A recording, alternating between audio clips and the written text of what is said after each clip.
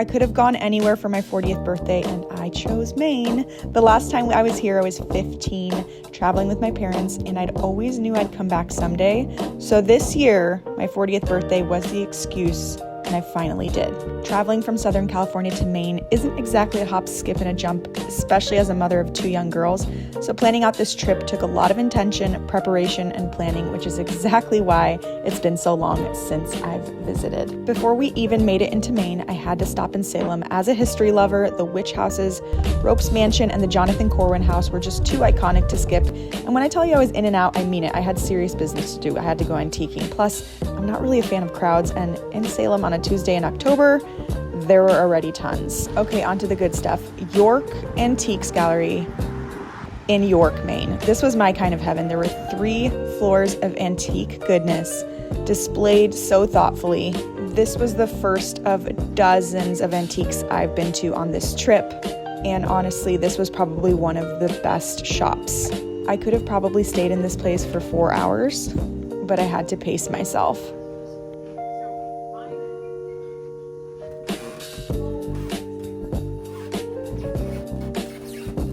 I feel like something people don't say, which should be pretty obvious, is that Maine is where you go for antique shopping. The antique shops are plentiful, and if this is your jam, you would have the time of your life there. We also stopped at Colbumary House Antiques, which is a couple separate buildings of treasures just waiting to be discovered. Again, I could have spent all day there. When I asked strangers on the internet for recommendations on where I should go, somebody mentioned Ogunquit and walking the Marginal Way, so obviously that's exactly what I did. It's a perfect quick stop to stretch your legs and breathe in the salty air and look at all the pretty houses. By the time we made it to Kennebunk, we checked into the Wanderer Cottages, probably the coziest, cutest place I've ever stayed. They even give you a little s'more set when you visit as a welcome gift, and my husband was incredible and had them place wine and flowers in the room for my birthday.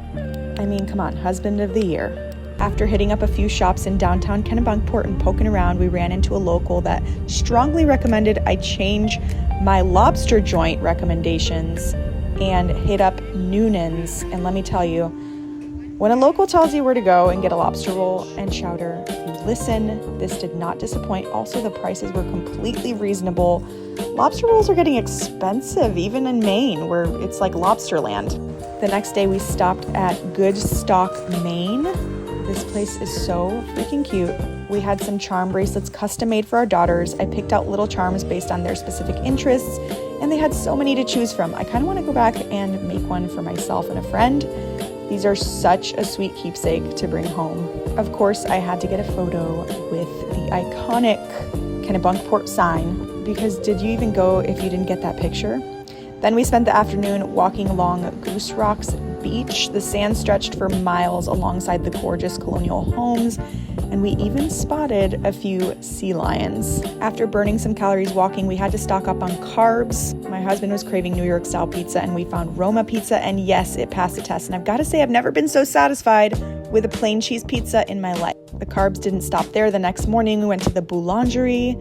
Their croissants and pumpkin loaf were absolute perfection. This place is completely out of a storybook. I wish I took better footage. I wanted to sit in the sunshine and eat though, because it was really cold. There was a local event called Harvest Fest going on alongside of their local farmers market that day. I felt like I had just stepped into some East Coast storybook. One of my favorite unexpected stops was Old House Parts, an entire antique shop dedicated to salvaged architecture.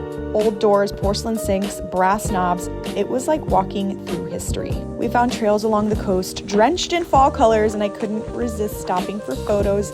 The foliage was unreal. I felt like I was there at the perfect place and the perfect time.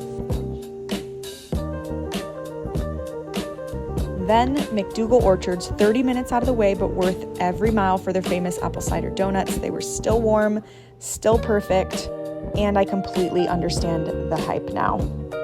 In between all that, I stopped at local boutiques, ate some incredible food, and even made it up to Portland for a completely different vibe. And the best part, sailing on my actual birthday. This has been on my bucket list for years, and doing it in Maine made it even more special and unforgettable. I don't know if I'll make it back to southern Maine anytime soon, which is exactly why I wanted to come now. If Maine is on your bucket list, trust me, you need to see it at least once in your life.